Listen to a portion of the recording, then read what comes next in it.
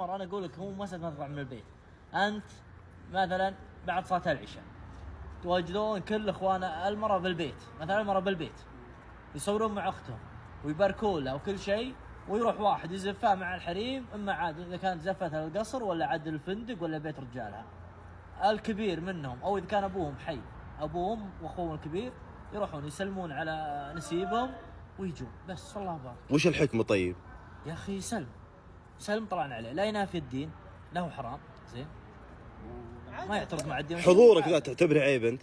لا مو عيب. انا اقول لك هذا سلم، لا هو طيب لا هو من باب عيب ولا حضرت في يوم من الايام من زواج احد خواتك؟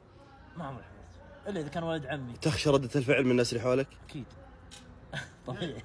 الا اذا كان ولد عمي ولد خالي بحضر عرس لانه ولد عمي، لانه ولد خالي هذا المعرس يعني، بغض النظر عن انه ماخذ اختي. هو سلم يا ابو ياسر، في النهايه سلم وعادات وتقاليد، ما نقدر نقول شيء. ها؟ نفس الشخص. اوكي افرح بها. انا قلت لك احنا بالبيت سلم على اختك ولا بنتك وبارك لها وصور معها وخذ راحتك وبعدين خلاص.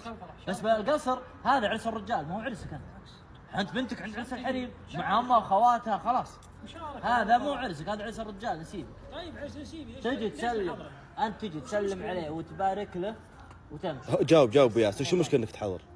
يعني انت الحين اذا حضرت عند الرجال هي عند الحريم تدري عنك مستانسه؟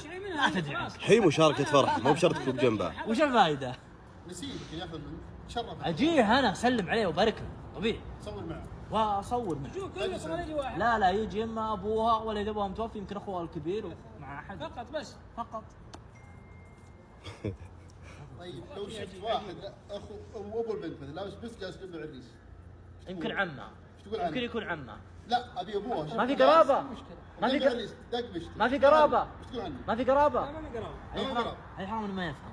إيش تقول عنه؟ والله العظيم لا. والله بعد العرس يستلمونه استلام. ايش تقول عنه؟ تلقى الجروبات تلقاها ترند دبلوماسي بعد ترند تلقاها ترند.